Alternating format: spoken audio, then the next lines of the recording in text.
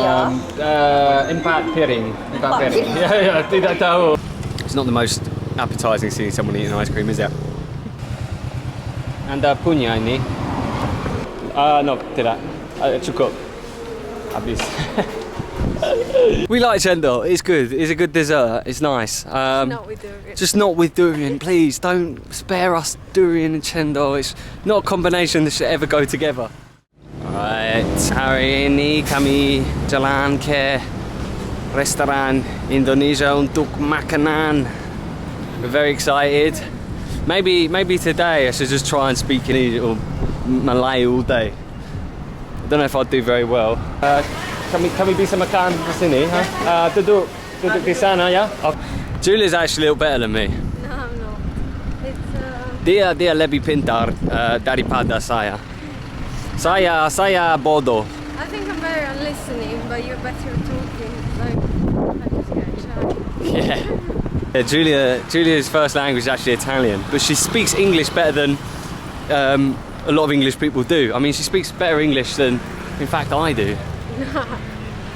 Trust me, she does. Jadi hari ini sekarang kami dalam Kampung Baru adalah restoran Indonesia. Kami mau gulai singkong.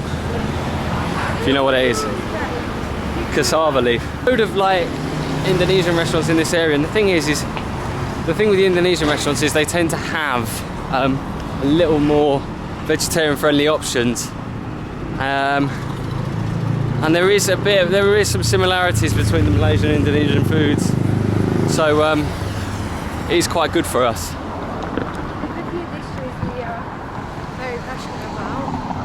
One is cassava leaf curry. Yeah. And there's a jackfruit curry. Gulai nangka. Gulai nangka is very difficult to find. If anyone knows where you can find gulai nangka, let us know. And then any kind of like tempeh, obviously, and tofu. But my favorite is the sambal hijau. If it's got it, Giulia's there. I'm just happy to have like nasi putih and sambal hijau. That's all I need. Stop. So basically, the thing is with Indonesian food, it is not foolproof. There is a lot of Padang places, and the Minang people are from Sumatra, and in Sumatra they eat a lot of meat. Durian Padang. So these places in Kampung Baru are sometimes a little tricky as well, but I think with a bit of Indonesian it goes a long way. So you also tend to look at you a bit strange when you walk into this kind of place. Especially when you're filming yourself. I think the thing is, when you film yourself, you always look a bit odd anyway, you know? Yeah. People are a bit like, who the fuck is this guy? So are you filming? Hello. Anda punya gulai singkong? This one, singkong. You do? Okay. This one. Okay, makasih. Dan tempe? Tempe, this one. Okay, makasih. Tanpa daging, tanpa... Daging? Yeah, no. Tidak suka. Vegetarian, yeah. Sayur, yeah, makasih, yeah. Thank you. Yeah, okay. Cool, that sounds good. Yeah, I think we can eat here, yeah. Satu Sikit. Lagi? Again? Yeah. Punya, makan di sini, ya. Makasih, ya. Makasih, Bapak. Thank you. Yeah, cukup, yeah. Dan singkong, makasih. There's terong down there as well. Apa ini? Tempe. Okay. Dan ini. Yeah. Ini, yeah. Makasih. Yeah, that one have meat. Yeah. Tanpa daging. You can speak Malay. Speak English. I can speak Malay. Kami bisa bicara Indonesian. Yeah. Kami belajar dalam Indonesia. Okay. Makasih. Yeah, perfect. Dan tahu? No. Tidak? Okay. Okay, makasih. Nasi, ya. Makasih, ya. Dua. Makasih. Dan terong mungkin? Terong. Yeah. Makasih. Good. Any more gulai or anything? Any gulai dengan sayur? Gulai. Curry? Curry chicken. No, tidak bisa, no. Salad. Terima kasih, Bapak, thank you. One more, no. No, tidak. Cukup. habis. Saya coba bicara lebih karena saya mau praktek. Okey. Ini negara tidak bisa bicara karena mereka bicara Inggris dengan kami. Makan dulu. Okay. Kasih. Minum ice teh. Dua ice teh tanpa susu. Ya, tanpa susu. Sugar gula. Ya, makasih. Makasih Bapak. Thank you. Dari mana? London. London. Dan dia dari Italy. It's actually really good in here because we've actually managed to order a load of different things. So we've got tempeh. We've got more tempeh here. We've got singkong. This looks different to normal singkong, doesn't it? I'm pretty sure there's no always English. And then the tarong. This is not the same. This is something else. We managed to order in Bahasa, or mostly in Bahasa. The best like, oh here we go. Makasih Bapak. Thank you. Wow, look at that. Yeah. Dari Inggris, London. Dia Italian. You've got to practice Bahasa, otherwise you won't get any better. Whereas here it's kind of like English. What's that? Look at that. It's very nice. Hang on. I'm already done.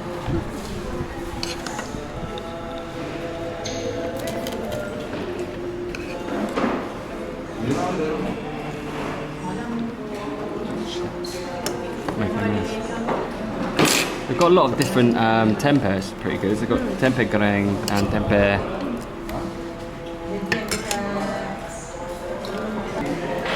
We've never actually been to Sumatra.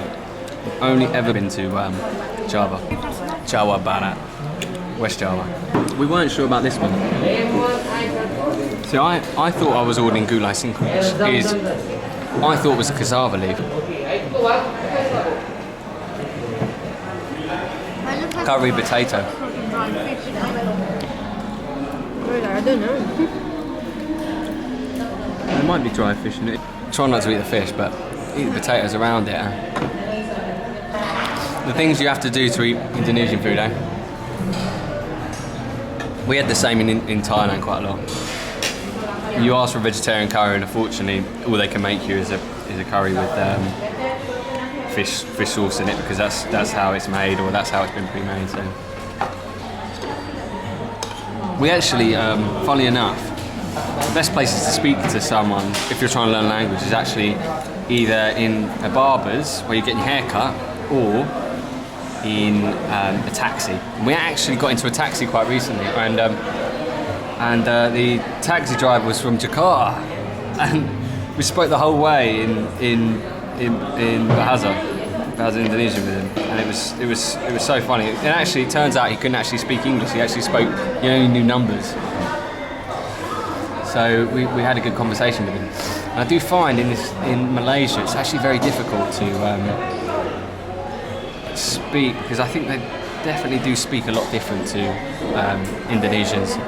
Because we could kind of hold up a conversation in Indonesian, but when I'm here, I really struggle to have conversations with Malaysians in Bahasa. Might be because they speak English so well and they've just got no time to, waste. I don't really understand why you speak Malay or like Indonesian to them anyways. They can speak English. That's what everyone says. They're like, yeah. Now why are you doing it? Like, you're not doing it because you need to. Because it's just not common. There are expats who have lived here for really long. Yeah. And they don't bother like learning language because everyone can speak English anyway. Ooh. Not fishy, huh? Oh, I definitely have some fish there. Really good. The one thing I could say is, if you're looking for gulai singkong, like we were, it's not necessarily cassava leaf. I think I got that wrong. I'm sure I was convinced it was. This place is actually quite big. There's a lot of people as well, it's very busy. very, very popular. Is that the same restaurant? I think it is, yeah. I think Indonesian food here is actually really, really popular. Kami harus bayar empat piring. Ya, tidak tahu. Mungkin tolong. Ikan empat piring. Nombor satu. Ya, makasih. Okay. Yes. Do we have any small change? No, spicy dia. Spicy, yeah. Kami suka pedas. Kami suka. Kami rindu makanan di Indonesia. Oh, you What's this one? From? Dia dari Italy. Italy. Ya, ya. Saya dari Inggris. Yes. RM1 boleh? Ya, RM1 ya. Tapi ini, Okay. ini oke. Kasih. Betul. Kasih. So you can speak Indonesian. Sedikit. Kami tinggal di Jawa Barat. Jawa Barat. Ya, Bandung. Untuk 2 bulan. Kami mau bicara lebih. Kami mau praktek. Cakap lagi. Ya. Makasih banyak. Thank you. Makasih banyak. Thank you. Sampai jumpa lagi. The bule, gila bule di sini. I really panic when I speak Bahasa, but speaking a bit of Bahasa, it goes actually a long way, I think. So when we first came to Kuala Lumpur all those years ago, we ventured out and we really wanted to come out for some dessert. It was our first ever day in Malaysia, and we heard of this dessert called cendol, and we've never tried a durian either. And there's this place called Kampung Baru durian cendol. It was one of the few places open at that time. It was like about 11 o'clock at night, yeah. And so 11. nothing was really open apart from this place. And we pulled up and it was roadside and we'd not really had anything like this. And we were like, oh, it's kind of like street food dessert. And we were like, okay. And we sat down and I had one cendol with durian and Julia had a cendol. And my gosh, that was my first ever durian and it was... Not good. It was too much for us bule. I think the cultural shock with desserts is quite big in general, because just desserts are completely different concepts in Asia compared to the Western world. We like cendol, it's good, it's a good dessert, it's nice. Not with durian. Just not with durian, please, don't spare us durian and cendol, it's not a combination that should ever go together. Kampung Baru is full of all sorts of interesting little spots. It's like one of those like blast from the past areas of Kuala Lumpur, and I feel that if you've been to Kuala Lumpur and you've never had a stroll around Kampung Baru, then you've not been to Kuala Lumpur. You know, it is the best part of Kuala Lumpur, you know, in that sense. It's the realest part, and as you start to kind of get into Kampung Baru, you get the feeling it feels a lot like parts of you know, some of those old kampungs. And so that food we just had, we were looking for gulai singkong, and we got gulai singkong, but it wasn't the gulai singkong we were thinking of. We were actually looking for cassava the guy leaf. was like, he said, gulai singkong. I was like, yeah, you're here. Hello. Selamat siang. Hello, how you doing? Bye-bye. I don't know any. The fruity one. Get the rainbow. They have it. Oh, the turtle. Yeah, get one. Apa kamu mau? What do you want? Oh, okay, you get one. Anda punya ini?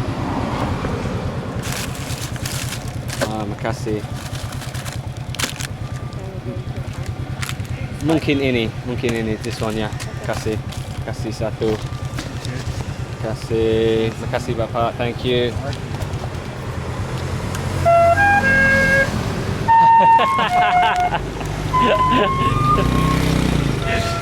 Check that out.